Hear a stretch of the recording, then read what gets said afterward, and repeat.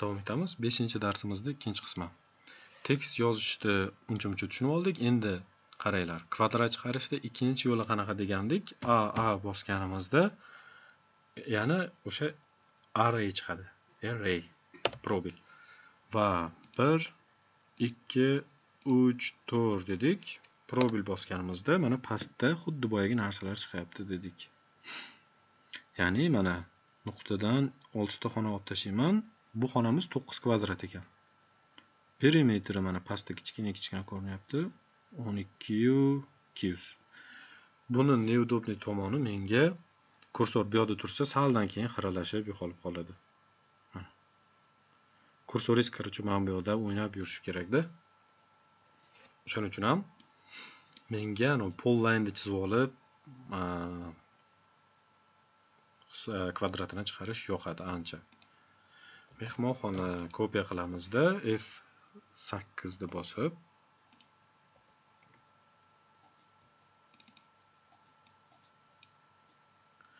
deylik, buni oshxona deymiz. Oshxona 9 kvadrat. Kopiya qilamiz.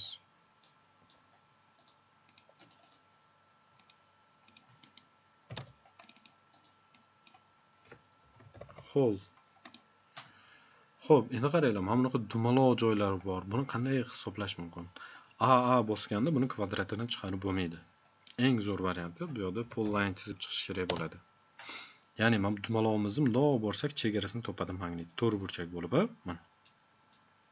Kimda mana shu markazlarni, uch burchaklarni topmayotgan bo'lsa, magnit ishlamayotgan bo'lsa, birinchi darsda nastroyka ko'rsatganmiz. Mana shu joyga kelasizlar, snap bo'limiga. Kichkina strelkachani bosib, object snapga kirib, object snapda select all qilib qo'yasiz. Ya'ni hamma magnitlarni yoqib qo'yasiz. O'shanda magnitlar to'g'ri ishlaydi.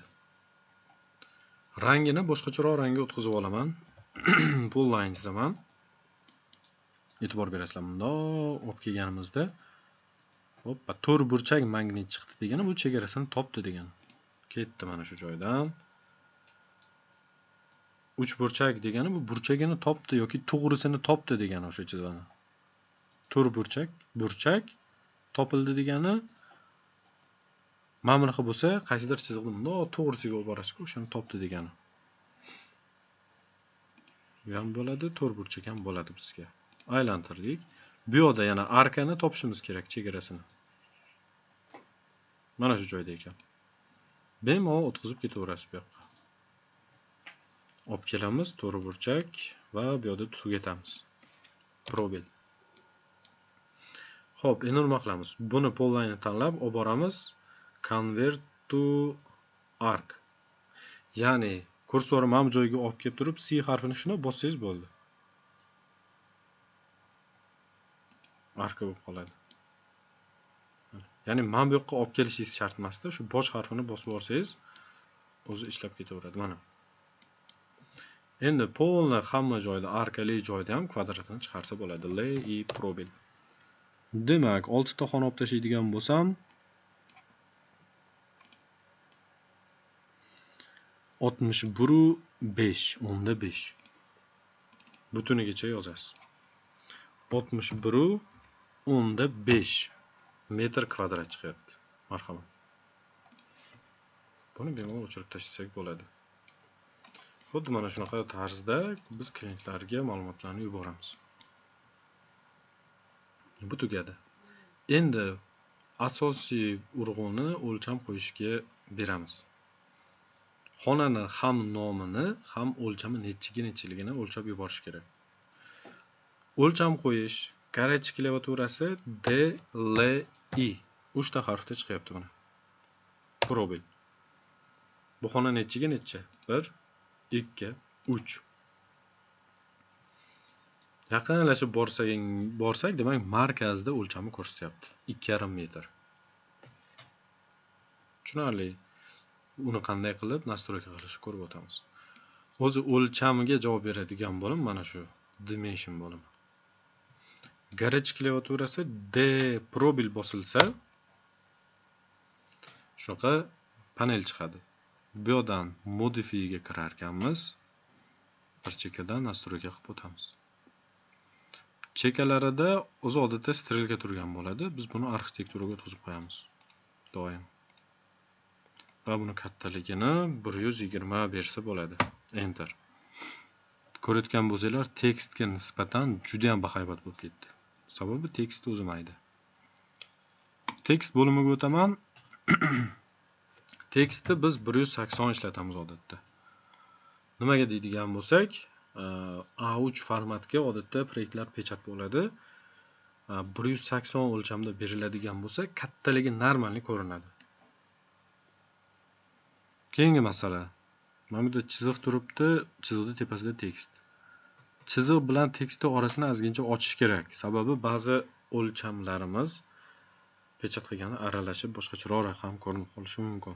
Shu sababdan biz buni 35 deymiz. Orasi ochiladi, chiziq bilan raqamning orasi ochiladi. Bu yerda boshqa tegadigan narsa yo'q. Mana bu raqamlarimiz markazda turishi kerak, o'rtada. Bu yerda hech narsa kerak emas. Xo'p, keyin raqamlarga e'tibor beradigan bo'lsanglar, nechidir raqam berilgan, butun 9 turibdi yoki butun 5 turibdi. Ya'ni AutoCAD o'zi o'ta aniqlikda ishlay oladi. Arxitektura emas, boshqa sohalarda ham ishlatishadi. Deylik, mashina sozligida ham qisman ishlatishadi. Ularga o'ta millimetrgacha aniqlik kerak. Bizda arxitekturada u narsalar kerak emas, faqat chalg'itadi xolos. Chunki hayotda g'isht terayotganda hech qachon millimetrni hisobini olib o'tirishmaydi. Buni yaxlitlab qo'yamiz, ya'ni mayda-chuyda sonlar meni chalg'itmasin. Bo'ldi, o'lcham bo'yicha boshqa hech qanaqa problema yo'q. Okay, close. Mana shu faylimiz to oxirigacha bu nastroykaga turadi, o'lcham qo'yish bo'yicha. Tushuntira oldimmi? Keyin mana bu yerda dimension bor, dim bosganingizda chiqadi o'zi.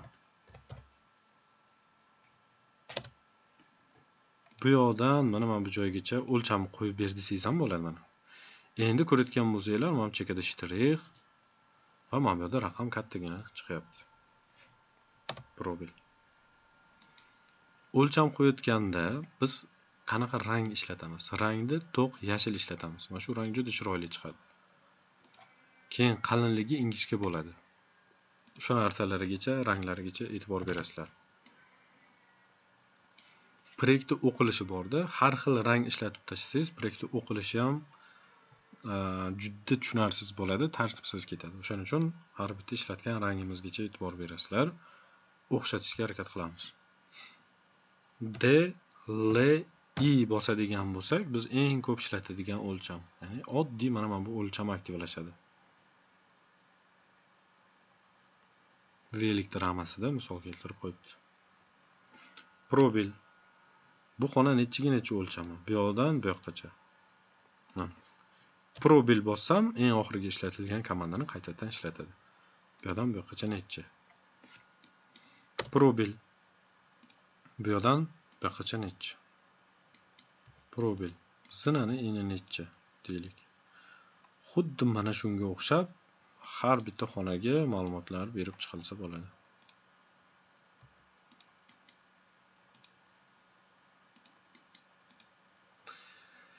Xo'p, keyin qaysidir o'lcham qo'yayotganda buni chuqurlashtiramiz u. Qaysidir o'lcham mana bu yerdan kesib o'tib qolsa chiziqdan, uni ustiga bitta bosib nuqtasidan bemalol surib qo'ysangiz bo'ladi. Sababi pechat qilganda ikkita chiziq bir-biriga yaqin turib, qanaqadir boshqacharoq raqam ko'rinib qolish ehtimoli bor. Shu sababdan iloji boricha ustma-ust qilib qo'yish kerak emas, olib qochish kerak bo'sh joyga. Demak, buni bildik, bemalol imkoniyati bor buni bu yoqqa surishni. Eng oddiy o'lcham qo'yish mana shu DLI. Asosiy eng ko'p ishlatadigan o'lcham ham o'sha.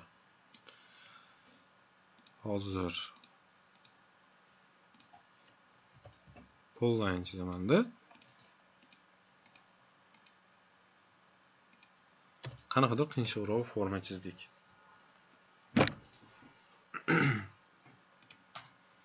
To'q yashil, ingichka. DLI probil. E'tibor beringlar. Bu yoqdan bu yoqqacha tekis bo'lgani uchun problema emas, oddiy o'lchamni qo'ya oldik. Bu yoqqa qo'ymoqchiman. Eng oxirgi ishlatilgan komandani ishlatish uchun probil. Bu yoqdan mana bu joygacha. Ana endi yaxshilab e'tibor beringlar. Mana bu chizig'imiz bilan parallel qo'ya olmaydi, bu oddiy o'lchamda. F8 ni bosishingiz foydasi yo'q, buni ishlamaydi. Yo'q, vertikaliga bunaqasiga qo'ya olasiz, mana. Yoki bunaqasiga gorizontaliga qo'ya olasiz, bo'ldi. DLI probil. Bu yoqdan mana bu joygacha. Tushuntira oldimmi? Yo bunaqasiga, yo bunaqasiga qo'ysa bo'lar ekan. Yana probil, mana. Endi buni uzunligini bilmoqchi bo'lsam, mana bu yerda strelka bor ekan. Demak, ko'rayotgan bo'lsanglar, variantlari bor ekan o'lcham qo'yishlarni. Alignet deb yozib qo'yibdi. Mana. Qiya turgan holatda ham o'lcham qo'ya olar ekan. Garaj klaviatura DAL. DAL bosganingizda chiqadi. Buni tanladim. Mana. Probil. Bunda ham o'sha gap. F8 bosishingiz foydasi yo'q. Bu faqat shu chiziq bilan parallel qilib o'lcham qo'yib beradi. Tushuntira oldimmi? Xo'p. Keyingisi bu gradus. Gradus qo'yayotganda buni garaj klaviaturasini men o'zim ham ishlatmayman. Aynan mana shu joyga kelib turib bosib ishlataman. Sabab juda ko'p ham ishlatmaymiz. Agar garaj klaviaturasini o'rganib olaman deydigan bo'lsangiz, men pastda bosh harflar bilan yozib qo'yibdi. Dim angular. O'sha narsani yozish kerak. Dim an ko'ryapsizlarmi? Diman yozsanglar o'sha gradus chiqar ekan. Bu degani 5 ta harfda. 5 ta harfda yozguncha men ba'zi komandalar kam ishlatganim uchun bu yoqdan ishlatsam ham bo'lar ekan. Mabodo eslab qolaman desanglar, diman deb yozsanglar, demak gradus qo'yadigan komanda aktivlashar ekan. Bu yoq bilan mana bu yoqda gradus necha deb berishingiz mumkin. Probil bu yoq bilan bu yoqda gradusi. Probil bu yoq bilan bu yoq. Mana shunaqa. Bu yoq necha gradusligini bilamiz. 90 gradusi. Probil. Xuddi shuni tashqariga bersangiz ham bo'ladi. Bu tomon kursori qaysi tomonga olib borsangiz, o'sha joyga sizga gradus qo'yib berar ekan. Keyingi komandalarimiz bo'lyapti bizda avalniy joylarni perimetrini o'lchash. Bu ham ba'zida kerak bo'lib qolishi mumkin. Nimagaki, tasavvur qiling, bitta xona borda, uni plintusini siz hisoblab berishingiz kerak. Mana shu xonani deylik. Tekis joylarni o'lchash oson. Ya'ni DLI qilib, bu yerdan bu yoqqacha necha uni hisoblasa bo'ladi. Probil. Bu yerdan bu yoqqacha necha uni hisoblasa bo'ladi. Yoki даже qolgan joylarni ham o'lchasa bo'ladi-yu. Mana bunaqa avalniy joylarni o'lchab bo'lmaydi. Shunaqa holatda bizga yordam berar ekan mana shu komandamiz.